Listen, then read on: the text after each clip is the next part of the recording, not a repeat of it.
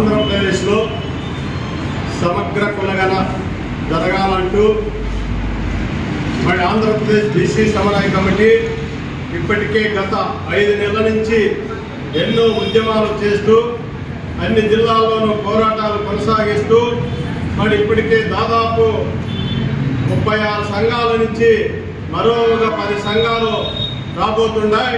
అంటే త్వరలోనే 50 సంఘాలతో కమిటీలు వేసుకొని మరి 26 జిల్లాల్లో కమిటీలు పడినాయి. 175 నియోజకవర్గాల్లో కమిటీలు వేయబోతున్నాము. మరి అదేవిధంగా మహిళా కమిటీలు వేయబోతున్నాము. మరి సమగ్ర కులగణ ఎందుకు జరగదో, ఎందుకు జరగాలో దాని మీద మా పోరాటం కొనసాగిస్తామని తెలియజేస్తూ ఇప్పటికైనా కూటమి ప్రభుత్వంలో ఉండే బీసీ నాయకులు మాట్లాడాలి. కూటమి ప్రభుత్వంలో ఉండే ఎస్సీ ఎస్టీ నాయకులు మాట్లాడాలి. ఎందుకు మాట్లాడాలంటే అక్కడ తొత్తులుగా ఉండకుండా స్వతంత్రంగా ఒక రాజ్యాధికారం సాధించుకోవడానికి మనమంతా ఒక ఐక్యమై మన పోరాటము కొనసాగిస్తూ ఈ దేశంలోనే మన సమగ్ర కులగణ జరిగేంత వరకు కూడా మన పోరాటం కొనసాగించాలా. మీరు కూడా రోడ్ల మీదకి రావాల్సిన అవసరం ఉంది.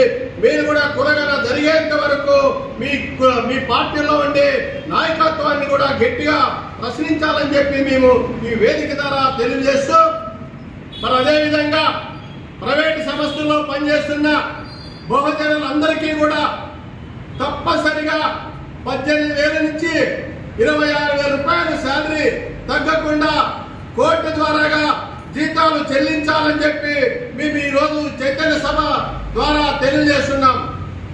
మనకు ఒక చట్టం ఉంది. ఈ దేశంలో లేబర్ యాక్ట్ అనేది ఒక చట్టం ఉంది. ఆ చట్టం ఎక్కడ అమలు పరచడం లేదు. ప్రజా ఓటుతో ఎన్నికైన ఎమ్మెల్యేలు కానీ, ఎంపీలు కానీ, మంత్రులు కానీ, ఈ రాష్ట్ర ముఖ్యమంత్రి కానీ ఎక్కడే కానీ దాని గురించి మాట్లాడడం లేదు. ఎందుకు మాట్లాడలేదంటే అందరూ బహుజనులే 10,000కి 6,000 జీతాలు చేస్తాను. ఈ బహుజనులు ఎట్టే అణిచివేసి ఉండాలి. ఈ బహుజనులు చైతన్యం కాకూడదు.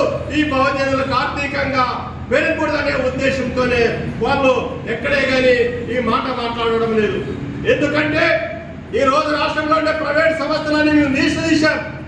ప్రైవేట్ కాలేజీలన్నీ ఆ 2 వర్గాలవే, ప్రైవేట్ హాస్పిటల్లన్నీ ఆ 2 వర్గాలవే, ప్రైవేట్ కంపెనీలన్నీ ఆ 2 వర్గాలవే, ప్రైవేట్ సంస్థలన్నీ కూడా ఈరోజు ఎక్కడ చూసినా ఒక డాబా చూసుకోండి, ఒక స్టార్ హోటల్ చూసుకోండి, మరి ఎక్కడైనా చూసుకోండి, అన్ని ప్రైవేట్ సంస్థలన్నీ ఆ 2 సామాజిక వర్గాలవే పెట్టుకుంటూ వస్తున్నారు.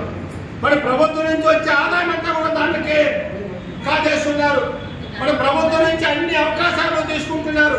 మరి లేబర్ యాక్ట్ ప్రకారంగా ఎందుకు జీతాలు ఇవ్వని చెప్పి మేము ఈరోజు ప్రజారక్షణ సమితి తరఫున ప్రశ్నిస్తున్నాం. బీసీ సమన్వయ కమిటీ తరఫున నిలదీసే రోజు వస్తుంది. కాబట్టి బహుజనులందరికీ న్యాయం జరగాలి, బహుజనులందరికీ జీతాలు పెరగాలి, లేదంటే కంపెనీలే రద్దు చేసేంత వరకు కూడా మీ ప్రైవేట్ కేసులు కూడా వేయబోతామని చెప్పి ఈ మీడియా ద్వారా ఈ రోజు ఆంధ్రప్రదేశ్ అందరికీ తెలియజేసే విధంగా మేము ఈ రోజు ఈ చైతన్య సభ ఏర్పాటు చేయడం జరిగింది. మరి ముఖ్యంగా ఈ సమాచారం తీసుకుపోయే పత్రికా విలేకరులకు ప్రత్యేకమైన ధన్యవాదాలు తెలియజేస్తున్నాం. మరి అదేవిధంగా ఈ ఛానళ్ళందరికీ కూడా మేము వాళ్ళందరికీ రుణపడి ఉంటాం బహుజనుల తరఫున. ఎందుకంటే మీరు బహుజనుల తరఫున ఉండండి. కొన్ని పత్రికలు ఉన్నాయి, కొన్ని ఛానళ్ళు ఉన్నాయి.